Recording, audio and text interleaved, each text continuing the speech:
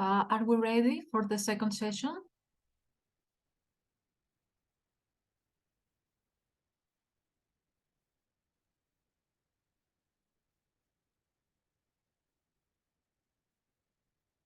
Okay, great.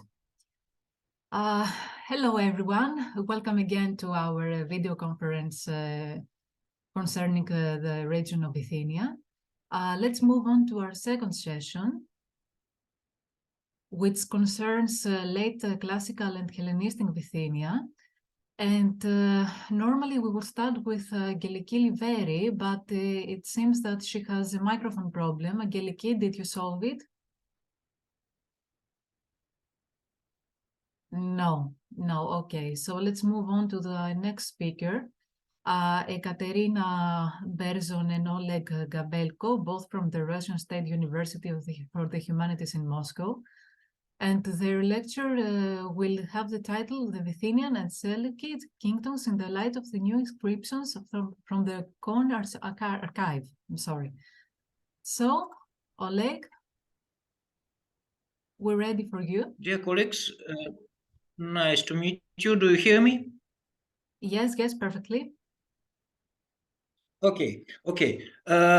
Unfortunately, our idea has changed because we realized that the topic connected with the interpretation of Laodicus letter from the Koan archive is too large, and it is necessary to present a separate paper for this issue, and therefore my paper will be devoted only to the interpretation of Zieles letter from the Koan archive. Okay, so I would like to make a presentation.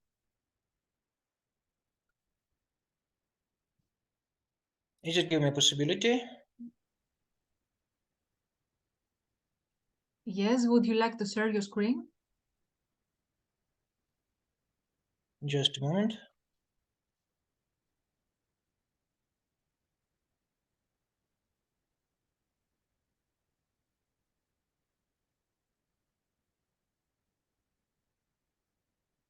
Okay. Great. So, the recent discovery of new inscriptions from the Koan archive of the temple of Asclepios is an event of exceptional importance for the reconstruction of the political history of a number of states of the Hellenistic world in the midst of 3rd century BC. Especially intriguing, as it seems, is the discovery of a new letter by Zieles, the first Bithynian monarch, whose name is given by the Koan cutter in the quite unusual form, Ziegelas. So, until now, his inscription also comes from the Asclepian archive. The year 39, which is used as a date of the text of the second letter to the citizen of Kos, seems surprising and even puzzling for the first glance.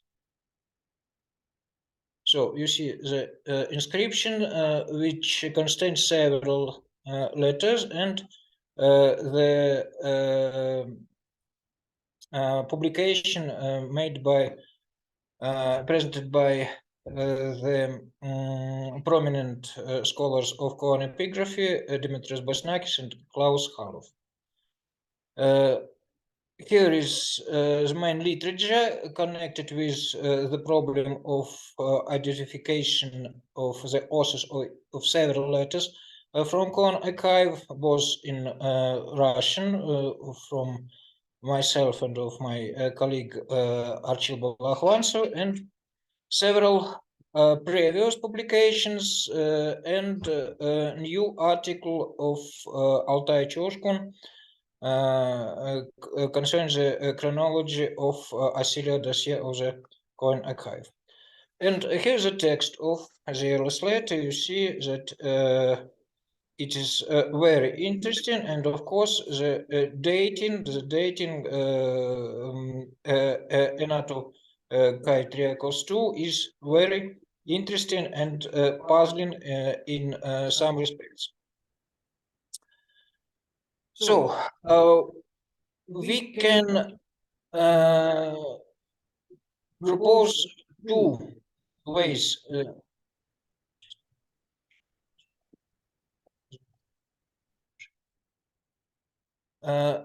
We can propose two interpretations of this letter. The first one was proposed in general terms by the publishers of the inscription and Altai Church Kunzen. Contrary to the view that gained foothold as early as Theodore Renac, and that seems practically the only for a long time, the royal era that had its beginning in 297 BC did not originally exist. Memnon of Heraclius words about the poet's victory over Lysimachus are difficult to interpret due to the extreme obscurity of the related events in the chronological outline. Thus, his words do not allow us to reliably date the event to the particular year. This is greater probability that they refer to year 282 BC, the time of intensified Bithynian expansion, as contrasted with the fatal weakening of Lysimachus' state, as Karl Strobel supposed. Or, as the publisher of the inscription believe now, they refer to the participation of the Bithynians in the Battle of Corupedion on the Seleucus side against Lysimachus. Based on this assumption, the calendar system with the beginning in 297 would have clearly been introduced only by Nicomedes I in 147 BC, 49 BC, as follows from his Tetradrachma, which after his accession to power started began the year, bearing the year of mint. The first year is 149 of the Bithynian royal heirs, and this practice was later adopted by his successors.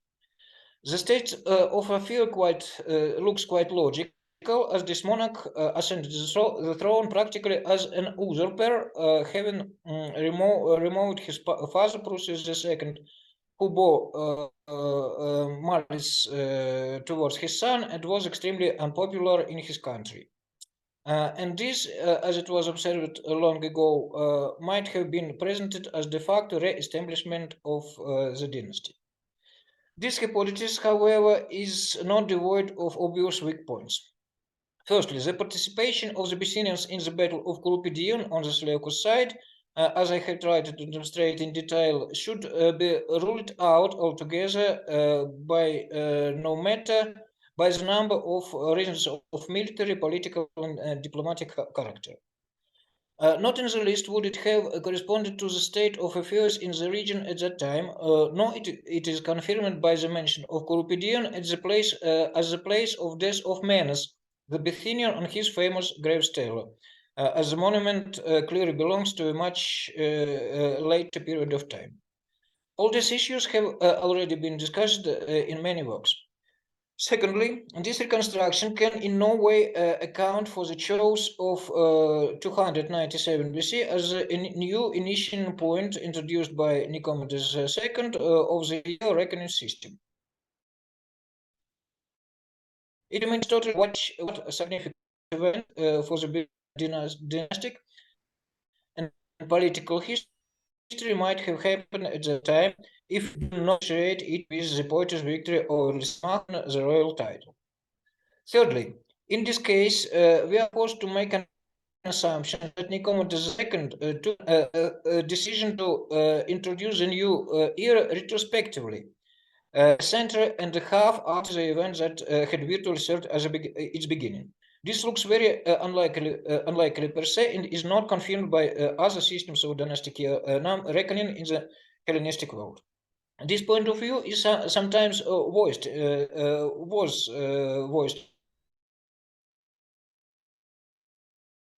in little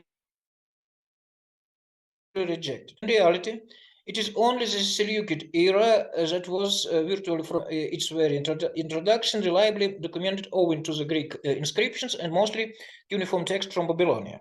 The situation with other royal eras is quite different. The first case of use of Bithynian era is a decree in honor of royal epistates of Prusa by Olympus, dated by the year 110. By the way, this document, as far as three inscriptions of the Theosoi from the vicinity of Apamea Myrlia, dated by the years 170s, were not mentioned by the scholars analyzed usually later. In theory, all these texts might be dated either by era with the beginning of in 297 or starting or in 282 BC. Then the Pontic dynastic era is fixed firstly in the Pharnax, the first treaty with Hierosonas Taurica, the year 157, as King Pharnax reckons. And Parsen system, Mithridates the first coin, gives the first dates by 70th year following their supported start points. It seems to be extremely doubtful that all these eras were established only by not by the founders of the respective dynasties, who assumed the royal title, unlike of the Seleucid era, the pragmatic character of which for the other Hellenistic kingships can hardly be denied. The reasons for such late beginning is obviously the source base on the histories of each of these monarchies, which is much worse than on the Seleucid history. There is little doubt that there existed earlier and date-bearing evidence which has not survived to present. Then the era with the beginning in 92, excuse me, which was previously termed as the city on proconsular era, as far as it was fixed in the coins of the polis of Roman province Bithynia and Pontus, is to be considered royal as well, if you follow the way of this way of interpretation of events. Then it remains rather unclear what grounds the Romans might have to revive it, also for a short time, and at the same time, there were no reasons for the actualization of deceased Bithynian monarchy institute in the Greek cities of Roman power. As it seems, these facts should render the proposed developments of events hardly probable at all. Therefore, we need to turn to an alternative variant, which at the first glance may seem more complex and demanded quite a number of assumptions, but on close examination, it appeared to contain explanations of many nuances in the political history of Bithynia, and as a result reconstructs, as we believe, a whole comprehensive and consistent picture. So, when turning to the date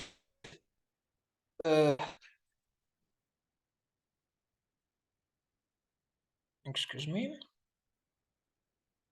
When turning to the date in zealous later, we should not reject the opinion that the former idea about the poet's establishment of a royal era and simultaneous assumption of his royal title in 297, following the certain significant victory over Lysimachus, is actually plausible after all.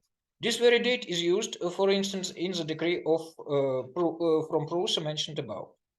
As for the era started in 262 BC, it should be understood as the polis era and connected with Nicaea, the only city existed in Bithynia at that moment. This system of chronology was to be introduced in connection with the fact that, as Memnon of Heraclea points out, after the beginning of the crisis in the power of Lysimachus, the cities were separated from him, and Nicaea evidently was among them. In Roman times, it could be temporarily updated by the Roman authorities in connection with some administrative measures taken in relation to the Greek communities and supported local autonomy. Let's turn to the examination of extremely complicated political situation in Bithynia in the middle of the 3rd century BC. The information provided for by Memnon of Heraclea, a very famous passage,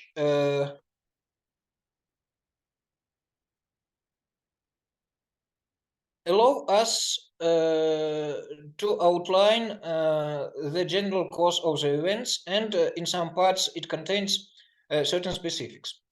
By the time of Nicomedes the first death, about 255-53 BC, Zealous, the king's eldest son, by his first wife Ditizela, who had died tragically after 264 because she was buried in Nicomedia, founded in that year, had been banished from the country as a result of the intrigues carried on by his father's second wife Etazeta.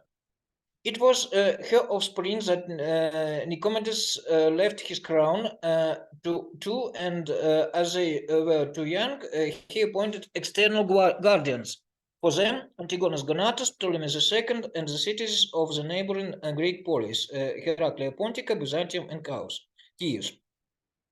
To all appearances, the Bithynian aristocracy also played an important role in the subsequent events. In order to defend the young heir's rights, the aristocracy arranged a marriage of Nicomedes' widow to his brother, apparently the only brother whom he had spared after the dynastic strife of the 270s, who, however, had never had a claim to the throne. To establish himself on the throne, Zealous might have advanced some troops, probably given to him by the Armenian kings, at whose court he had taken temporary refuge, and as reported by Memnon, mercenary troops of the Tlistobogian Galatians. A priori, it seems that those forces would hardly have been sufficient to successfully oppose his enemies, despite the possible help from the side of Antiochus II. Moreover, the historian from Heraclea points that all above-mentioned guardians of Nicomedes' young heirs allegedly sent their troops to take part in the conflict. Both the cause of the war and its length remain unknown to us. Memnon reports of many battles and changeable luck.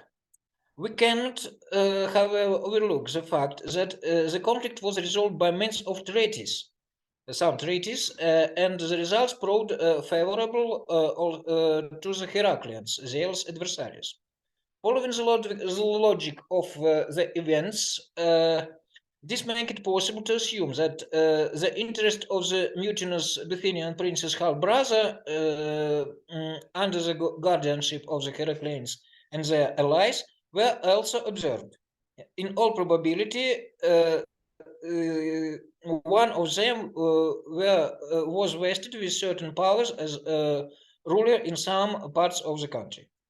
Another testimony to this is Polybius' mention of the Poetus the third, Tiboetes, as Polybius calls him, Prusius first, the son of Zealous, uncle on his father's side. He was respectively half-brother of Zealous. In the course of Prusius' war against Byzantium in 220 BC, he suddenly made his appearance as a claimant to the Bithynian throne, been supported by the Byzantines, but died suddenly during his way from Macedonia. Evidently, at a certain time, the Poetus had taken refuge in Macedonia. Respectively, Antigonus Gonad had to all appearances carried out his guardianship duties to him after he had leave to leave Bithynia under unknown circumstances. The Bithynian, we can conclude that during these events, Bithynia's theory, as well as authorities were divided after the conclusions of the peace treaty in the somewhere in 250s. This view was formulated a long time ago by such prominent scholars as Charles Texier, Theodore Reynac, and Christian Habicht, but still doesn't accepted by the main part of the scholars.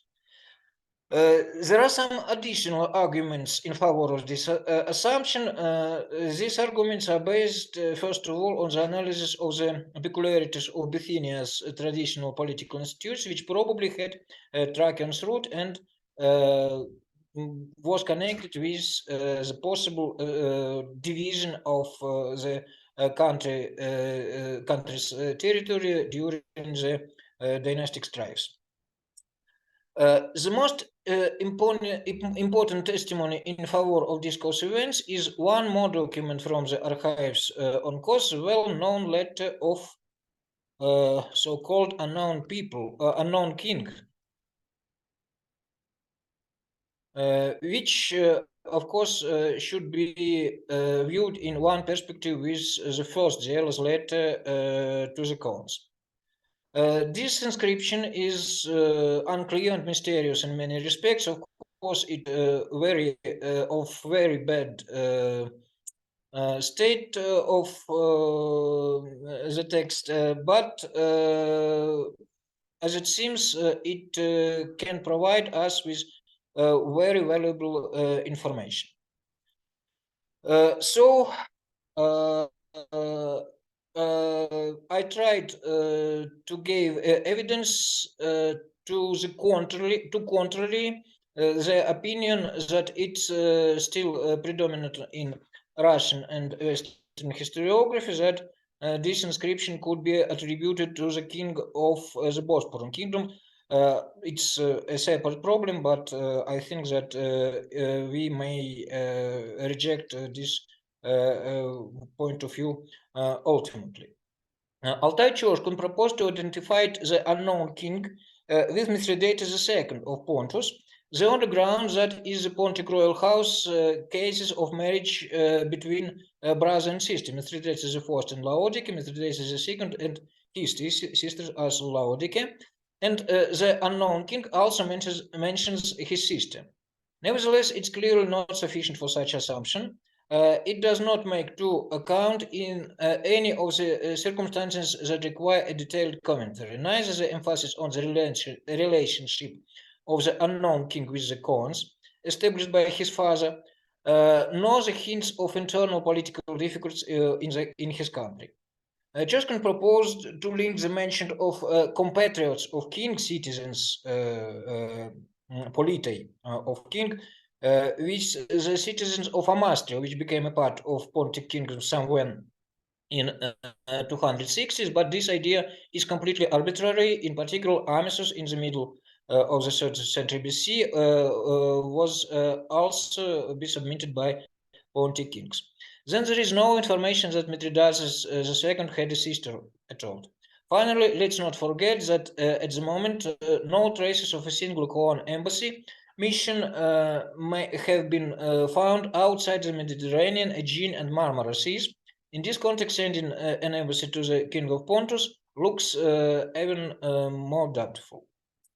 The letter of unknown kings, which is excessively lengthy and written in rather obscure language, nevertheless contains a lot of valuable information. Comparison of style and content of the letter of the unknown king and those of well-known letter of Zealous to the citizens, of course, demonstrates their obvious similarity. In all likelihood, both documents were drawn up in the royal chancellery that had not yet fully adopted the style of diplomatic messages. One may get an impression that the two royal authors tell the Khans approximately the same things, albeit in somewhat different ways. For instance, they both emphasize the friendly relationship the father of them established with the Khans. And the letter by the unknown king dwells on his kings dwell on his subject in as much details as the Zealous letter. Taking it into account, it is highly unlikely that the two authors might be identified as one and the same person, as I thought previously, according to idea proposed by my friend Archil Balakwansu. We believed that this letter of unknown king should be also attributed to the Aeolus, but new and discovery of the second in reality, letter of Zealous to Cons, of course, make us to refuse of this theory. And respectively, I suppose that the unknown king must be connected, must be identified with Zealous' half brother, Tiboites, which for some time has a power under the over the certain territory of Bithynia, and perhaps his residence was Nicomedia, the new founded capital of the country. The unknown king mentions his sister in the text, and apparently the royal wife, who was in some degree of blood kinship with him, perhaps. This fact is unusual but not unique. There are some examples in Hellenistic royal epigraphy. Moreover, from the fragment of Ariane's Bithynica, we learn that Nicomedes the first had a daughter whose name was Lysandra. It seems quite probably that in the situation of political and dynastic crisis, such a marriage between the half brother and sister and full brother and sister have played to the advantage of the poet's position if he had such opportunity. In the case if his sister has been by his side, probably staying in the capital Nicomedia. Concerning all these facts, special significance should be attached to the mention of the citizens of a capital, the politei of unknown king. This mentioned however, appears quite logical. Fearing the instability of his position and the threat coming from the Aeolus, the poets had every reason to phone the citizens of Nicomedia in order to gain their support, apparently by giving them certain privileges. Considering the fact that the author emphasizes kinship of the letter with the Cons, it would stand to reason to view it as a reference to, firstly, the common Dorian roots of Kos and Astakos, the ancient Megarian colony succeeded by Nicomedia. The motif of kinship, as we know, is well pronounced in a number of letters from Coan Asclepion. In this particular case, there were also religious grounds, special worship of Asclepius and Demeter in Bosporus. And secondly, it is a unique fact that the Bithynian capital evidently was actually named after a citizen of Skos, Nicomedes, son of Aristander, after whom, as a result of Xenia relations, the poetess the first named his elder son, as it was supposed by Denis Grill. Consequently, the kinship with Kos united both Nicomedia's citizens and the poetess, the third, and his sisters personally. In such a situation, it seems quite natural that in his second letter to the Coans, Zealous used a date in accordance with the era started in 282, which associated with Nicaea. It seems to be quite probably that the poet's letter containing the date formula by the normal Bithynian royal heir started in 297 and Zealous come to alternative variant. In contrast to his adversary, who relied on the young civil community of Nicomedia, the power-seeking pretender applied to the citizens of Bithynia, second greatest polis, which was also much older and which probably had been the kingdom's capital under Nicomedes I until 267 when Nicomedia 64 when Nicomedia was founded. This assumption is supported by the fact that Nicomedes, as the publishers of the new inscription have noted, minted a bronze coin depicting a horseman. This coin might have been connected with the Nicaean mint, and Zealous later bore a seal depicting a horseman, as we see in the inscription. In this context, we should also mention the only known coins of Nicaean autonomous mint, despite its authenticity, however, is not unquestionable, which might have been produced during the short period following the liberation of the polis from Lysimachus' rule. The absence of a date in accordance with the Nicaean era in Zeal's first letter allows us to make an assumption that by the time it was written, he had not yet established himself in Nicaea and was apparently staying in some other city or district of the country that probably at least had access to the sea coast, as it becomes clear from the first letter.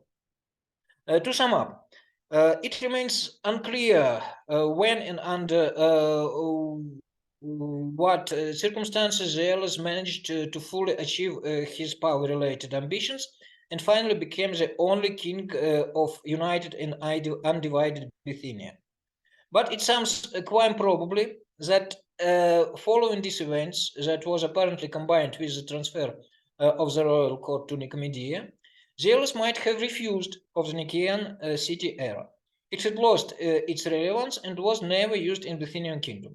Subsequently, the Bithynian kings used the normal dynastic era with the beginning in 297, which unfortunately is poorly reflected in the epigraphy and numismatic, but found its manifestation, but not initial invention, later in the proclamation of this chronology system on the coins of Nicomedes II. Thank you very much. Thank you too, Oleg. That was really interesting. So let's rush to our second speaker. Actually, Angeliki has fixed the issue, the microphone issue.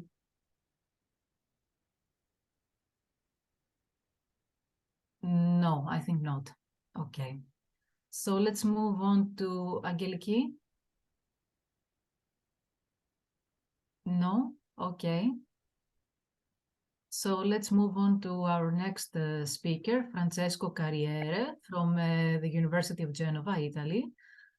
His presentation is entitled The Bithynian Court on the Eve of the War between Rome and Mithridates, 94 to 90 BC. Okay, Francesco, we're ready for you. Good morning, and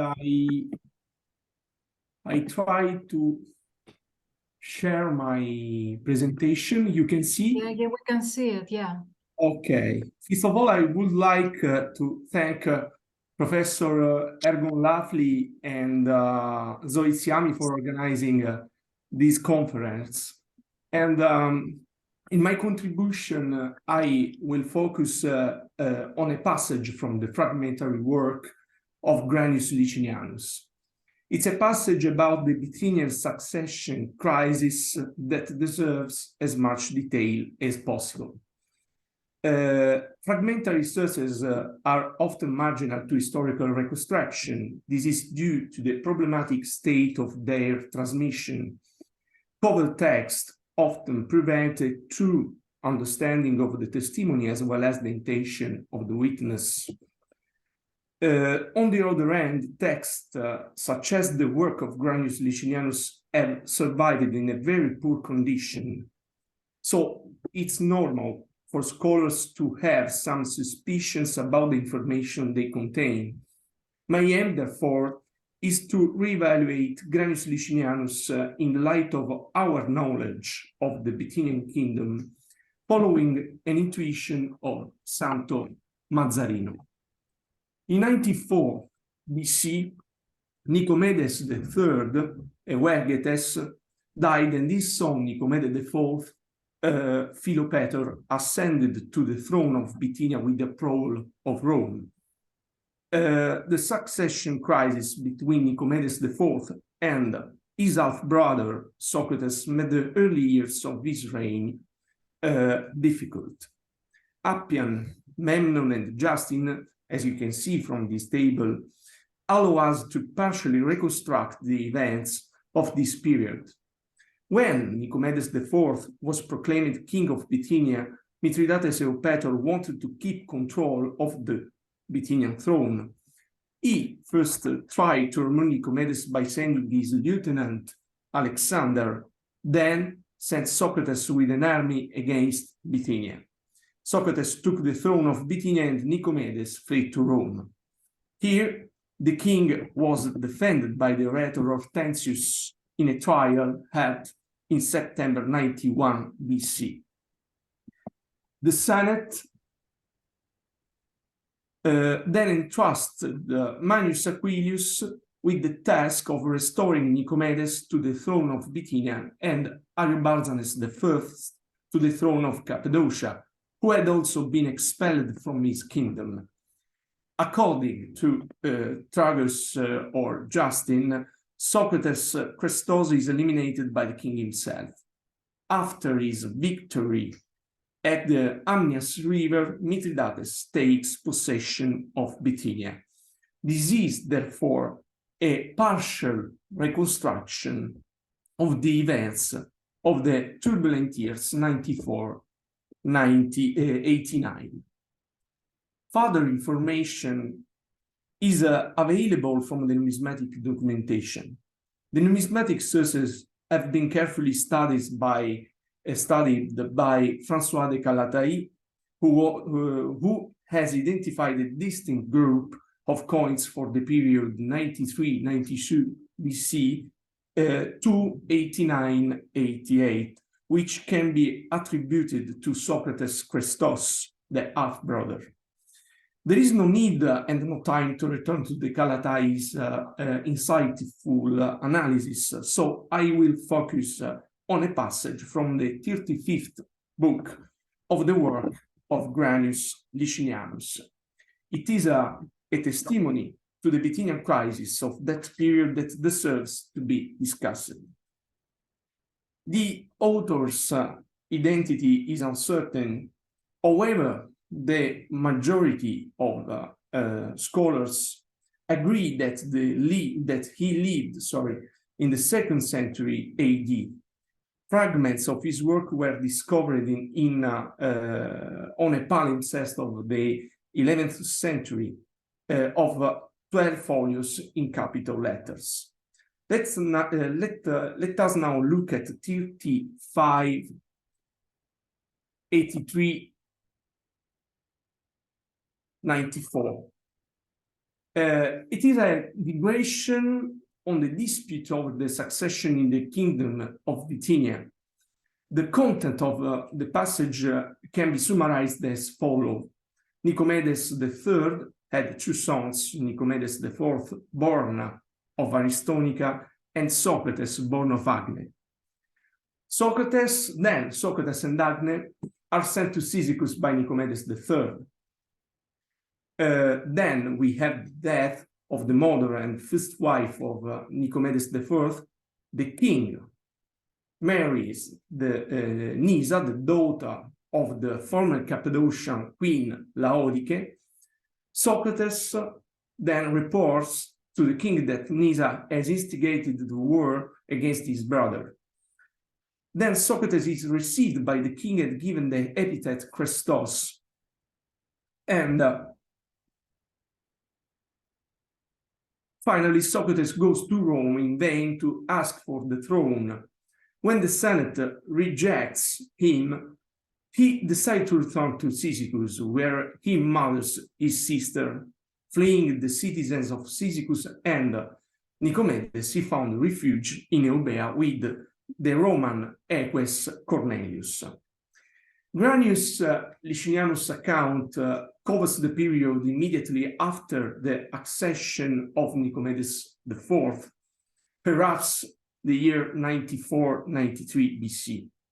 Mithridates is absent from the passage, which is an excursus on events in Bithynia prior to the Mithridatic Wars. This subject had already been treated in the previous section of the book, Consequently, what we read in Appian, Memnon, and Justin about the usurpation of Socrates was reported in the Lost Rest of the 35th book of Granius. In order to respect the speaking time, I will address the most problematic passage directly. So, the first sentence of the passage, as we shall see, does not become clear until the end of the story. Granius immediately goes on to describe the descendants of Nicomedes III. As we learn from the passage, the king had sent Socrates with his mother and 500 talents to Cyzicus, far from the court of Bithynia, in order to ensure that there would be no conflict between his two sons.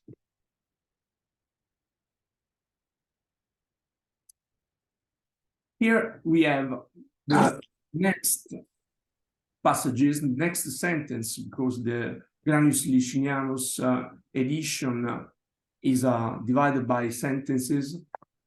And the palimpsest is badly damaged at this point, as you can see from the letters I have marked in green. And however, a reading of the text shows that the early years of Nicomedes' kingdom were marked by the king's cruelty. The death of his mother and the first wife, as well as aunt, could not have been accidental. For the marriage with Nisa, Gabelco, and others have pointed out, there was no political advantage for Nicomedes. In fact, in 95 BC, Mithridates, with the help of his ally Tigran, had expelled from Cappadocia Ariobarzanes I, the king elected by the Cappadocian aristocracy with the approval of Rome. Thus, the Ariarate dynasty, and therefore Nisa, no longer had any political significance in Cappadocia. It is therefore unlikely that Nicomedes planned to conquer Cappadocia by marrying Nisa. So, sentence 1991 are worth discussing. Flemish corrected sentence 19, as you can see from this table. He thought that the name Mithridatem had been replaced by the lithography in the palimpsest text. You can see here the lithography that affect the text. The text established by Flemish shows that Socrates revealed to Mithridates that Nisa was urging him to wage war on his brother. He would then have been received by the king of Pontus and sent to Rome, where he would have tried to have himself recognized as king of Bithynia. However, as Santo Mazzarino points out in his treatise, Il Pensiero Storico Classico, there is no reason to correct the lithography with Mithridates. So, removing the Flemish correction, the text reads, Socrates reported to the king Nicomedes that Nisus had urged him to make war on his brother. What is clear is that Licinianus' sentence focuses on Nisa's role in the Bithynian court. Certainly, Socrates revealed to Nicomedes one of Nisa's past mistakes, as is underlined by the perfect tense in Kitawisse. It's difficult, if not impossible, to know whether the word fratrem refers to Ariarathes VII or Ariarathes VIII, as Mazzarino has suggested. In the latter case, Socrates was trying to eliminate elements that had collaborated with Mithridates' operator. However, according to Licinianus, the only conclusion that can be drawn is that Socrates' change of Nisa may have been in the interest of the kingdom. In particular, he wanted to remove people like Nisa who were causing trouble at court. After accusing Nysa, Socrates was generously received by Nicomedes IV and given the epithet Christos, meaning the good. Federico Maria Muccioli notes that the epithet Christos is attested only twice in the Hellenistic kinship, in the case of Socrates and that of Mithridates, Eupator's brother, Mithridates Christos.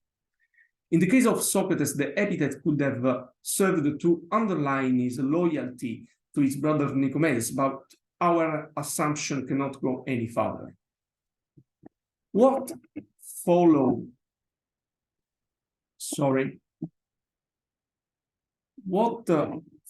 is the scant account of Socrates' embassy to Rome. A careful examination of the text suggests that Socrates came to Rome to replace Nicomedes, whose cruelty was causing trouble at the Bithynia court. We will recall the death of his mother and his first wife.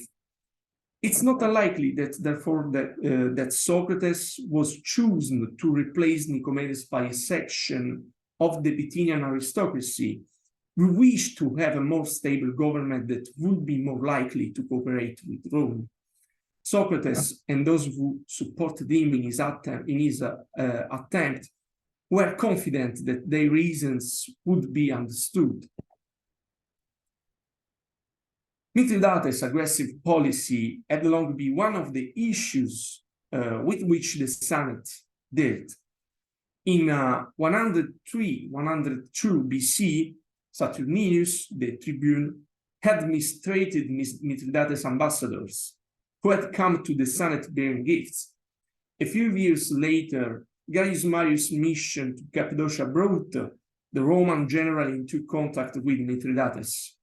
Finally, the Provincia Cilicia was entrusted to Sulla, who would restore the throne of Ariobarzanes in Cappadocia. The reason why Socrates' demand fell on deaf ears in Rome remains unknown. It's likely, however, that deposing Nicomedes IV could have been damaging to Roman interests in Bithynia. Indeed, the king was a debt-ridden and therefore flexible ruler, as Licinianus himself points out at the beginning of this account, when he described Nicomedes IV like a mitis et mansuetior, flexible and maneuverable ruler. Then Socrates had to return to Cyzicus, where after killing his sister, he was chased by the citizen of Cyzicus and later by his brother. The details of his flight are completely unknown. The attempt to establish Cornelius' identity, described as quaedam equitem Romanum, is also inconclusive. However, the reconstruction of events suggested here seems to fit the tone of Granius Licinianus' account. We will recall the first sentence. In particular, in fact, it helps to explain why the author begins the account by pointing out that Socrates was not tempted by jealousy to seek control of the kingdom. In conclusion, from the analysis of the testimony of Granius Licinianus as it has been carried out, it appears that Socrates would have attempted the usurpation twice. The first attested in the passage of Granius Licinianus, and the second attested in other historiographical sources and reflected in the issues of the period 93-89 BC. An examination of the testimony of Granius Licinianus thus reveals a far more complex situation in Bithynia than can be reconstructed from the testimony of Appian, Memnon, and Justin alone. This is mainly due to the fact that the accounts of these authors, in the accounts of these authors, the status of Bithynia is overshadowed by the issue of the Mithridatic Wars and the figures of Mithridates VI. The account of Granius, on the other hand, is strictly related to the kingdom of Bithynia. It is clear, therefore, that the account of Liciniano should be considered a good testimony in view of the specificity of the information it contains. Thank you. And here there are some lectures that I have made during the research of for this contribution. That's great. That's wonderful. Thank you very much, Francesco, for this interesting presentation. Shall we move on again to Angeliki? Has she fixed the microphone issue?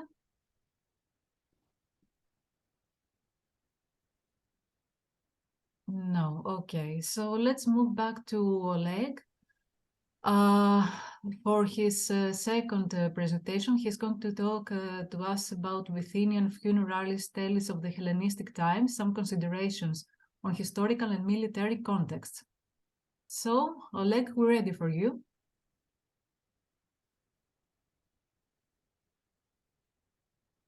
Can you please unmute your microphone? Yes, sorry, yes, of course.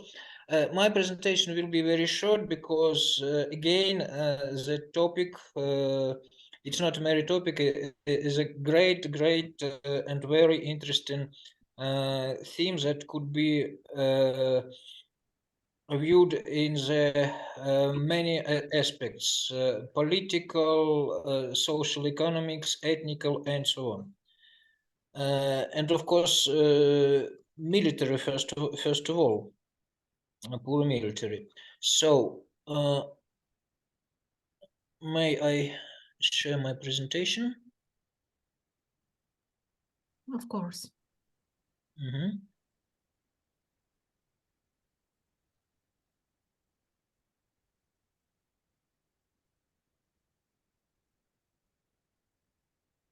So, you see here one of the most important and interesting examples, Stele of Mukasius from Adelia.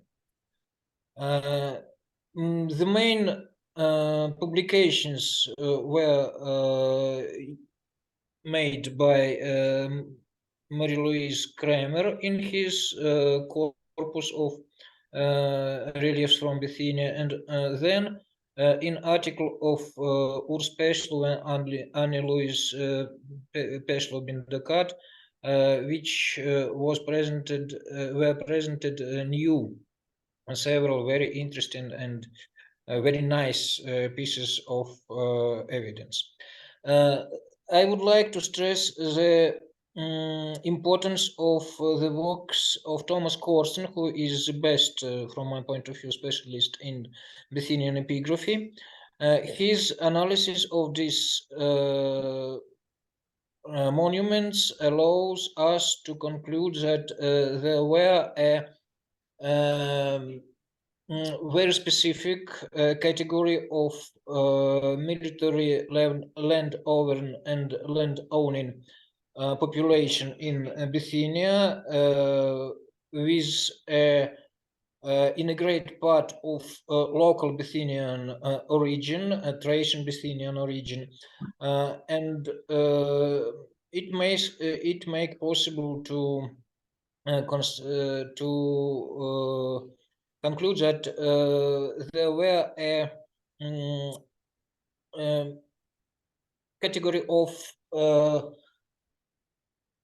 ruling society in this kingdom, which includes many representatives of local population, not only Greeks and Macedonians, but in a great part the Bithynians. And the analysis of onomastics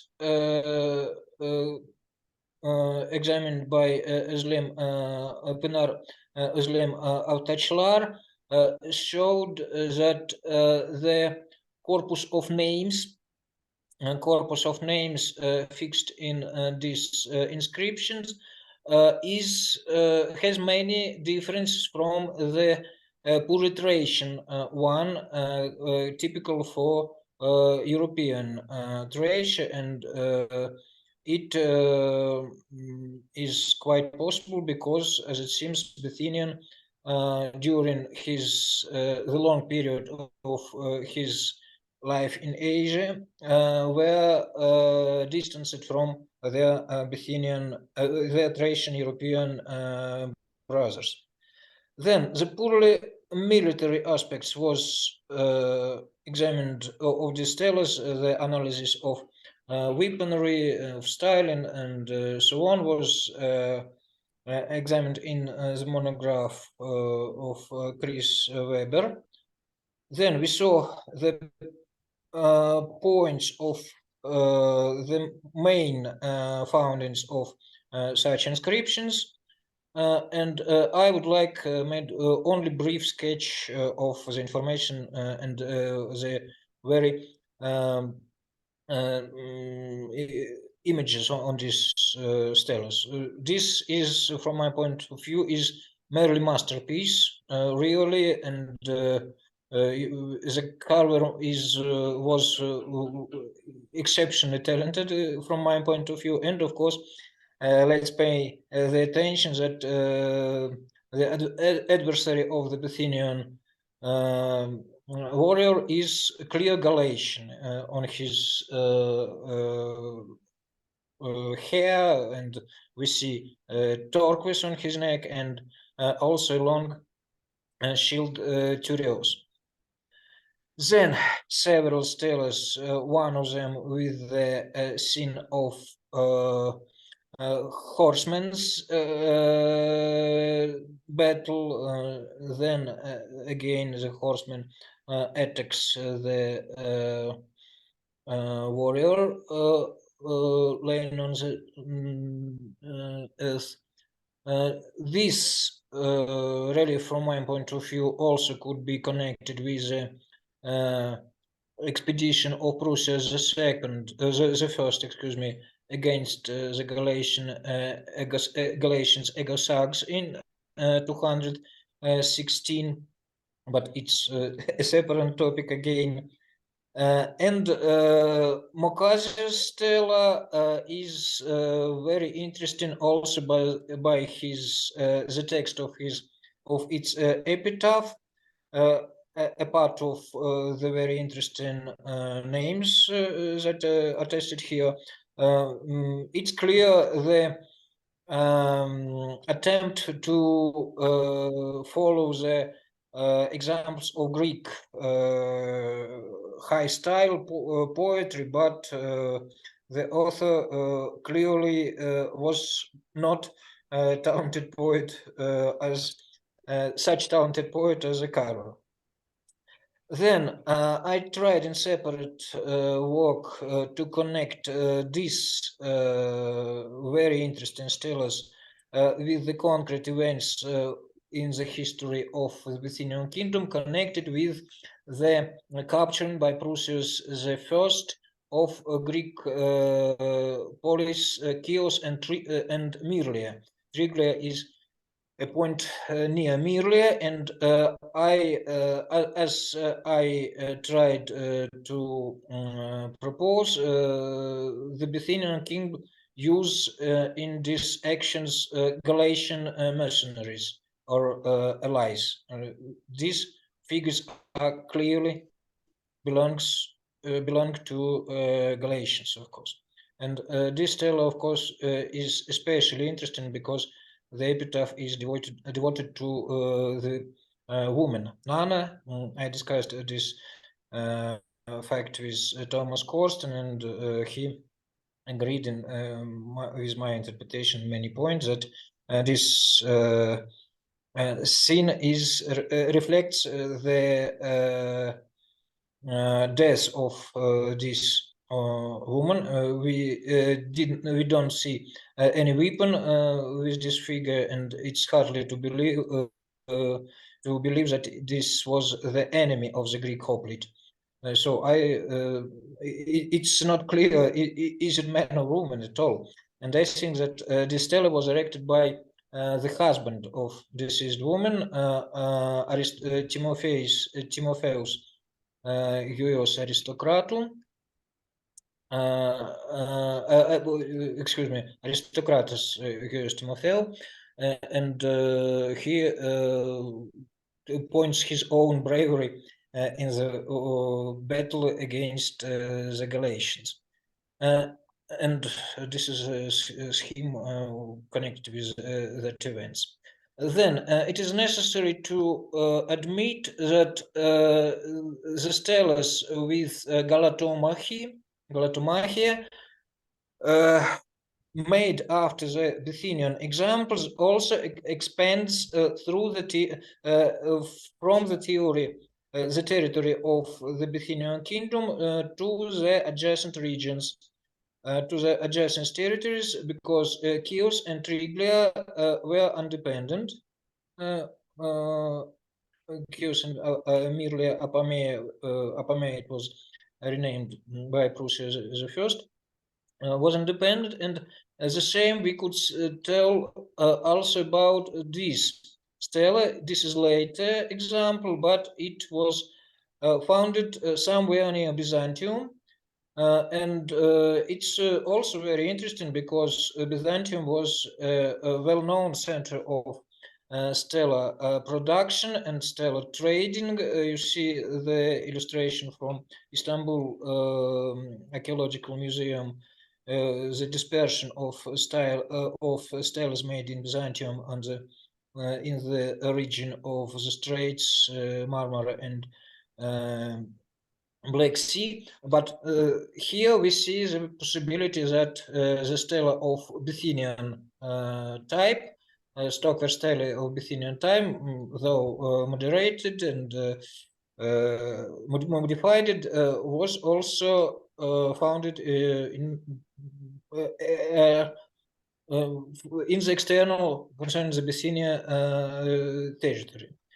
Oleg, I'm sorry to interrupt you, but we have a request if you can make your screen full. Okay.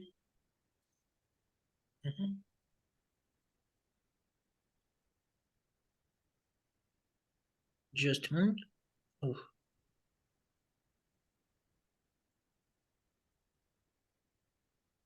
Yes, and yes. the famous Bithynian stele of Menes, which I mentioned in my previous paper, according to both to the depiction of Galatian shield turios in different modification. It's could be a form of cavalry turios.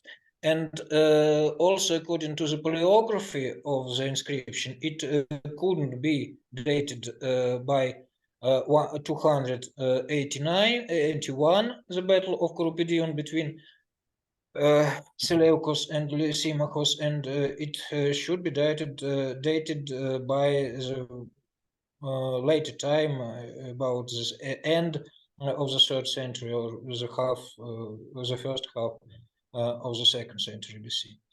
And finally, during my trip through Bithynia, which preceded this conference, I visited a museum in Bursa and paid attention to this very interesting monument.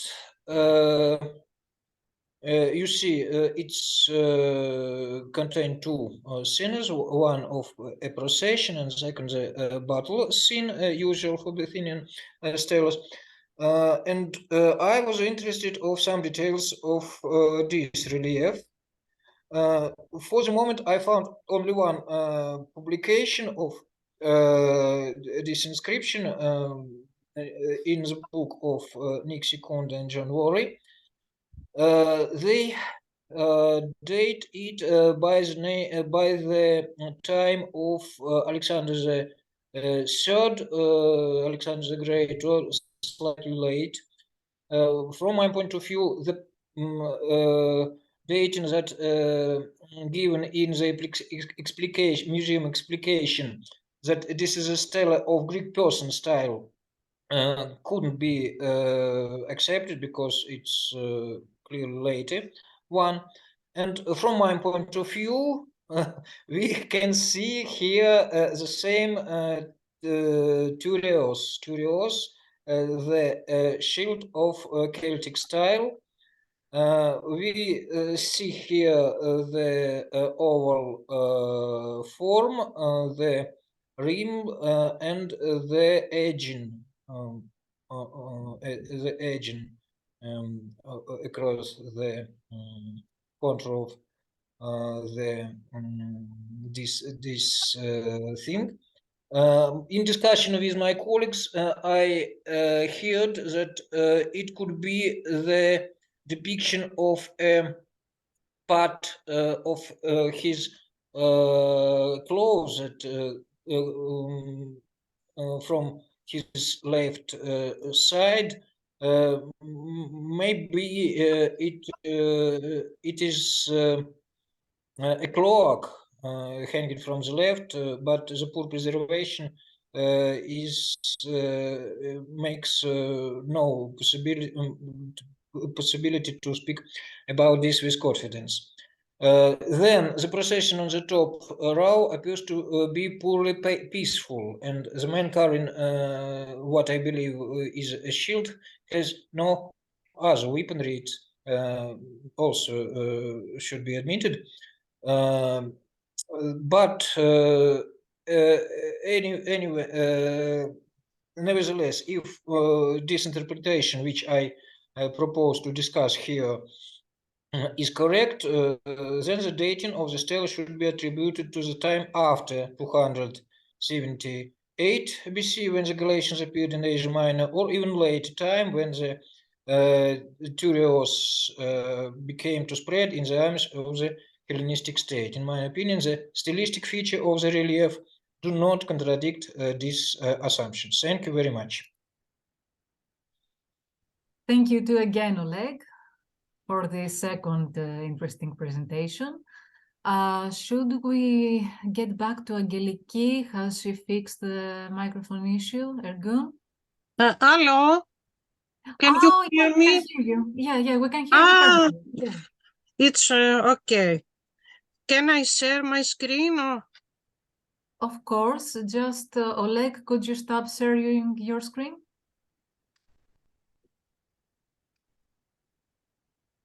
Sorry?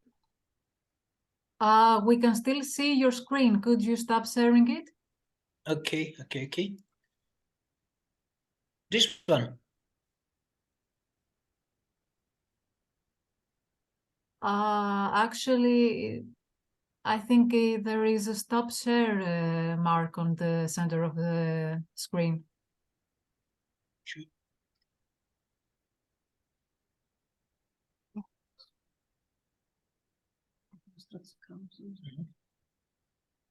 Great. Okay, Angeliki, now you can share your screen. Yeah.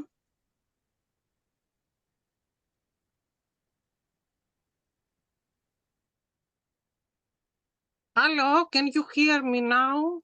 Yes, perfectly. Oh, I am very happy. Good morning to all of you, and sorry for this technical problem.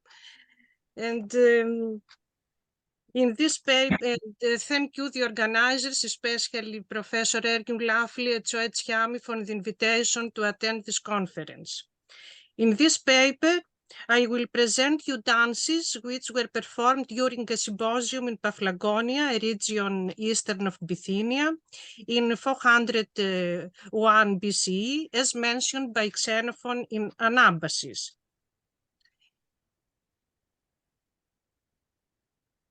Moment. Xenophon was a prolific writer of the Greek antiquity. Moment.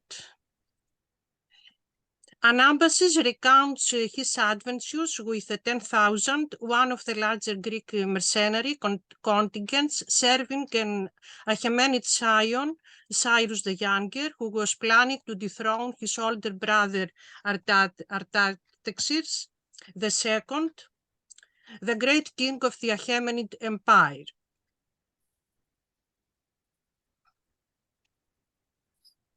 Here, the Achaemenid Empire. The Anabasis was composed around 370 BCE in Skylus. Anabasis is a unique first-hand and self-reflective account of a military leader's experience in antiquity.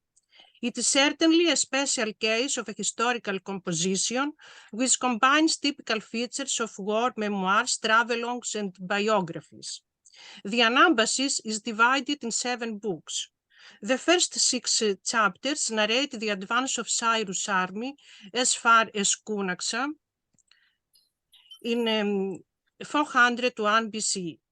The narrative then presents the decisive battle in which Cyrus is killed, the assassination of the Greek generals by Tissaphernes, the desperate situation of the mercenaries, the election of new generals, one of whom is Xenophon, their retreat march to the Black Sea, as well as their subsequent adventures in Asia Minor, until the survivors were incorporated into the Spartan army of Thebron.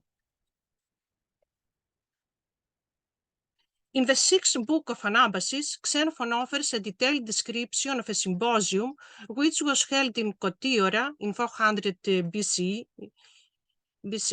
Kotiora, the modern Turkish town Ordu, is situated in Paphlagonia, eastern of Bithynia. It founded by Milesian colony Sinope in the late 7th century, around 630 BC. The banquet is offered by the Greek generals to the Paphlagonian ambassadors of the local leader Korillas and to selected citizens of Kotiora and Sinope. The event is divided in 2 parts. First, there was a sacrificial ceremony which turned into a rich feast. The actual part of the symposium began with a libation of wine at the pean, which was sung all together, and during which several weapon dances were performed by various soldiers' dancers. 6 ethnic armed dances are mentioned. 5 were performed by soldiers, and the last one by a woman. All were accompanied by aulos music.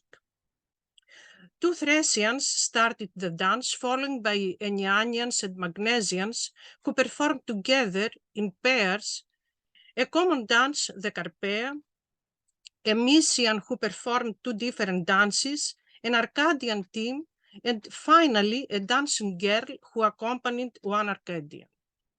Let's see Xenophon's description in details, showing corresponding representations.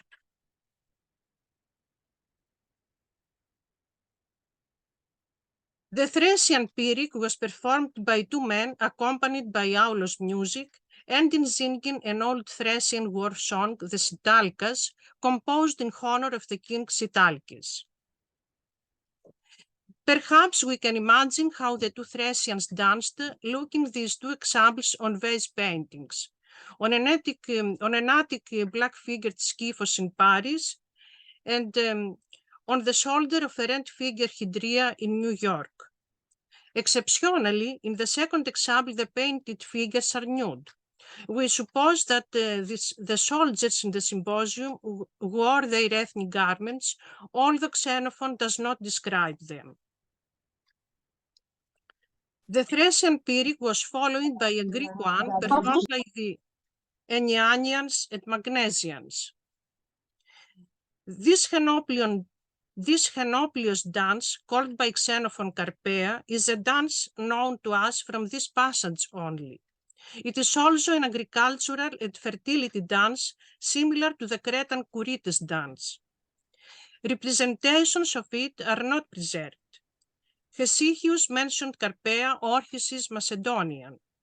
Both tribes, Ennianians and Magnesians, shared a few deities and feasts. The 3rd and 4th dances are solo male armed dances performed both by a Mysian, i.e. a man from Mysia, a region western of Bithynia, who carried a light shield in its hand. It was a pantomime. Numerous representations appear on vase paintings with one Pyrrhic dancer wearing a helmet and holding only one shield and a spear. Obviously, the Mysian was a very skillful dancer. he offered a second mimetic weapon dance called by Xenophon Persian dance. Perhaps some movements are similar to these of the three men on a red-figured kylix in the British Museum. This performance can be identified with the oklasma dance, which had Persian origin. Mysia in that period was part of the Achaemenid Empire. Therefore, this dance was known in Asia Minor and was diffused in Greece and in Greek colonies of the Black Sea, South Italy, and Sicily. This is confirmed by representations in various artworks, nevertheless without shields. In symposia, it was performed usually by women, but also by men, as in our two examples. In the first one, the woman dances on the table on a bell crater in Oxford. In the second, a youth dances on the street after the symposium during the Commons. We return to Xenophon's description. The Mysian oklasma weapon dance following a processional team Pyrrhic performed by soldiers from Arcadia who marched rhythmically singing the paean under Aulos music. Arcadia had a tradition in hoplomachia and armed dances. In Mantinia, they were associated with the cult of Zeus Hoplosmios or with Dioscuri, who are perhaps depicted on the reverse of Mantinia coins, while on the obverse a Pyrrhichistis is visible, as in our examples of the 4th century BC. We can see this version of armed march dances in a funeral on an Attic Cantharos in Paris, where 4 hoplite marched. We know that a group Pyrrhic was performed during the Panathenaea in Athens as well. A Pyrrhic competition was included in the festival's program, involved chorus dancers from all Athenian tribes, and the 3 ages participated.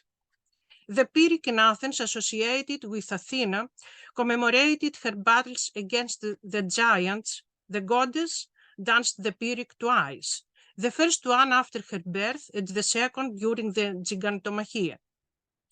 Representations on vase paintings confirm that such processional Pyrrhic was imported in Athens by the Pisistratids and performed in the religious ceremonies and feasts. Pyrrhic victorious dancers after the competition are visible on a marble relief base of a monument dedicated by the Horegos Atarbos, according to the inscription in the Acropolis Museum. Atarbos was the winning Horegos at the Panathenaic festival of the year 329 or 323 BC. The image shows 2 groups of 4 naked Pyrrhic dancers, followed by a female figure who may be interpreted as a muse or the personification of a concept related to the festival.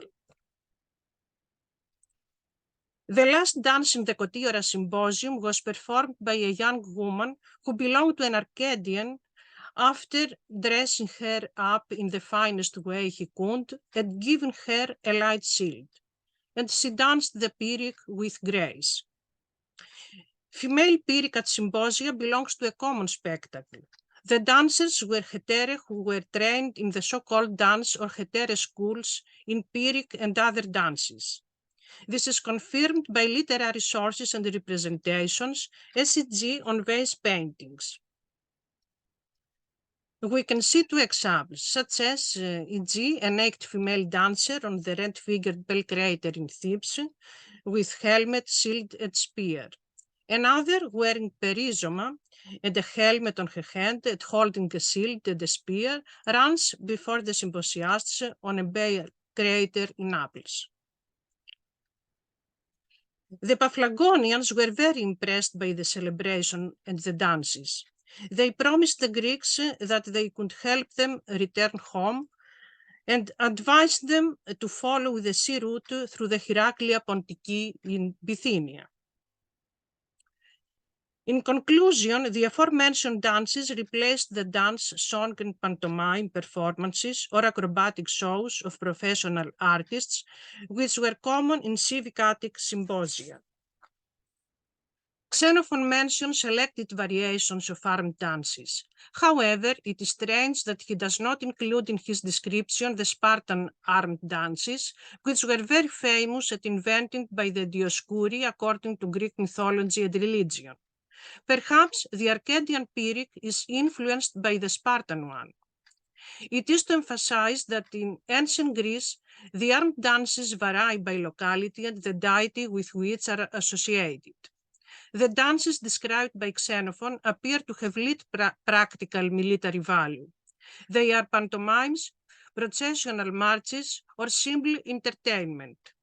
It is uncertain whether the Pyrrhic was used for military training or if there was a connection between tactics and dancing. Therefore, the Pyrrhic dancing does not totally prepare an individual for a phalanx warfare. However, I believe that such dances might have increased physical fitness, agility, and dexterity in handling a shield and a spear. The Pyrrhic performance at the symposium, especially the female one, must have been of great importance, perhaps the most interesting point of entertainment, along with other mimic dances. In any case, the symposium in Kotiora and the performed spectacular dances had positive results for the Greeks, since the local officials decided to help them and let them live in peace through Paphlagonia. Thank you very much. Thank you too, Angeliki. We were very excited and happy to manage to hear you eventually. Do we have any questions or comments?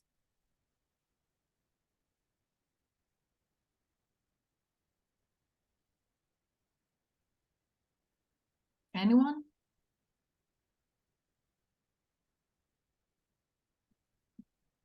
You can raise your virtual hand on Zoom for any questions, or you just use the chat.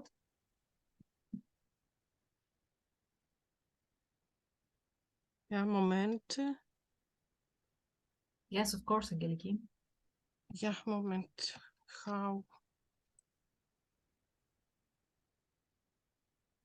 There is a stop share mark on the center of your screen, I guess. On your screen? Yeah.